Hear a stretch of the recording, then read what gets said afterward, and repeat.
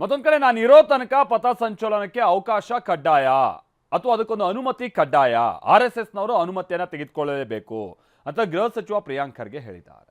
ಕಲಬುರಗಿಯಲ್ಲಿ ಅವರು ಮಾತನಾಡ್ತಾ ನಾನು ಇಷ್ಟು ಕೇಳಿದ್ದಕ್ಕೆ ನನ್ನ ವೈಯಕ್ತಿಕ ಮಾಹಿತಿಯನ್ನೆಲ್ಲ ಈಗ ಕೆತ್ಕೋದಕ್ಕೆ ಶುರು ಮಾಡಿದ್ದಾರೆ. ಪ್ರಿಯಾಂಕ ಖರ್ಗೆ ಯಾರು, ಯಾರನ್ನ ಮದುವೆ ಆಗಿರೋದು, ಮಕ್ಕಳು ಯಾರು, ಪ್ರಿಯಾಂಕ್ ಕಪ್ಪಗಿದ್ದಾನ ಬೆಳಗಿದ್ದಾನ, ಇದೆಲ್ಲವನ್ನ ಈಗ ಕೆತ್ಕೋಕೆ ಶುರು ಮಾಡಿದ್ದಾರೆ ಅಂತ ಹೇಳಿ ಗರಂ ಆಗಿದ್ದಾರೆ.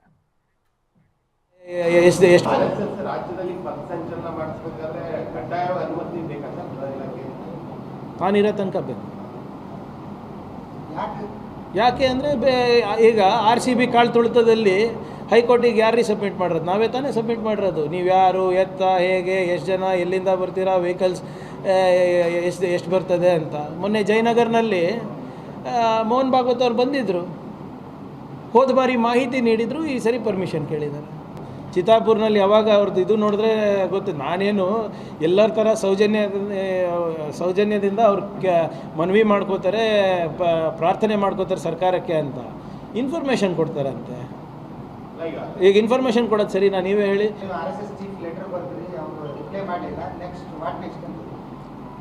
ಆಗಿತ್ತು sir, why are in so Hari, Abhi picture ಬಾಕಿ ಹೇ.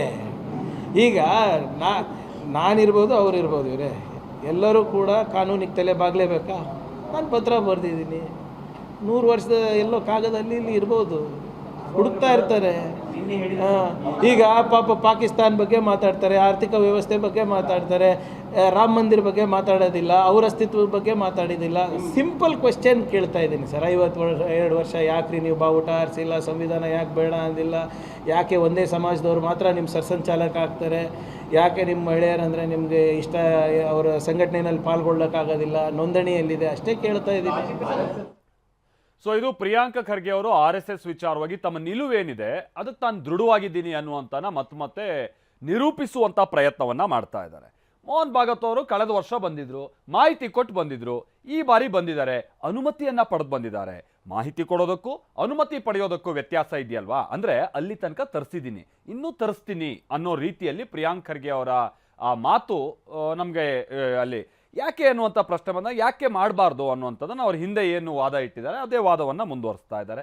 ಮತ್ತು RSSನ ಕೆಲವು ವಿಚಾರಗಳನ್ನು ಕೂಡ ಅವರು ಮತ್ತೆ ಈಗ ಪದೇ ಪದೇ ಕೆದಕ್ತಾ ಇದ್ದಾರೆ. ಈ ಮುಖ್ಯವಾಗಿ RSS ವಿರುದ್ಧದ ತಮ್ಮ ಸೈದ್ಧಾಂತಿಕ ಹೋರಾಟ ಅದು ಕಾನೂನಾತ್ಮಕ ಹೋರಾಟವಾಗಿ ಈಗ ಮುಂದುವರಿಯುತ್ತೆ ಅನ್ನುವಂಥ ಭಾಳ ಲಕ್ಷಣಗಳು ಅವ್ರ ಮಾತಲ್ಲಿ ಕಂಡು ಬರ್ತಾ ಇದೆ. ಯಾಕೆ RSSನಲ್ಲಿ ಒಂದೇ ಜಾತಿಗೆ ಸಂಬಂಧಪಟ್ಟಂಥವ್ರು ಸರಸಂಘ ಚಾಲಕರಾಗ್ತಾರೆ, ಉಳಿದಂಥವ್ರಿಗೆ ಯಾಕೆ ಅವಕಾಶ ಇಲ್ಲ?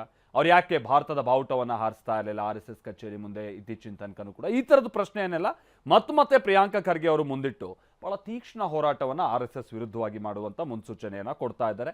RSSನವರು ಕೂಡ ಪ್ರಿಯಾಂಕ್ ಖರ್ಗೆ ಅವರ ಈ ವಾದಗಳಿಗೆ ಉತ್ತರ ಕೊಡೋ ಕೆಲಸವನ್ನು ಮಾಡ್ತಿದ್ದಾರೆ ಮತ್ತೊಂದು ಕಡೆಯಿಂದ. ಹೀಗೆ ಇವರಿಬ್ಬರ ನಡುವಿನ ಆ ಜಟಾಪಟಿ ಅಂತೂ ಬಹಳ ದೊಡ್ಡ ಮಟ್ಟದಲ್ಲೇ ನಡೀತಾ ಇದೆ. ಮುಂಚೆ ಅದು ಪ್ರಿಯಾಂಕ ಖರ್ಗೆ ವರ್ಸಸ್ RSS ಅನ್ನುವಂಥ ರೀತಿಯಾಗಿತ್ತು, ಅಥವಾ ಮಲ್ಲಿಕಾರ್ಜುನ ಖರ್ಗೆ ವರ್ಸಸ್ RSS ಅನ್ನುವಂಥ ರೀತಿಯಾಗಿತ್ತು. ಬಟ್ ಈಗ ಹಂಗಿಲ್ಲ. ಅದು ಹೇಳಿ ಕೇಳಿ ಪ್ರಿಯಾಂಕ್ ಖರ್ಗೆ ಅವರು ಈ ರಾಜ್ಯದ ಹೋಮ್ ಮಿನಿಸ್ಟ್ರು. ಈಗೇನಾಗಿದೆ ಅಂತಂದರೆ ಕರ್ನಾಟಕ ಗೌರ್ಮೆಂಟ್ ವರ್ಸಸ್ RSS ಅನ್ನುವಂಥದ್ದಾಗಿದೆ. ಅದಕ್ಕೆ ತಕ್ಕಂಗೆ ನಾನು ಇರೋ ತನಕ ಅಂತೂ ಅನುಮತಿ ಅವ್ರು ಪಡಿಲೇಬೇಕು ಅನ್ನುವಂಥದ್ದನ್ನು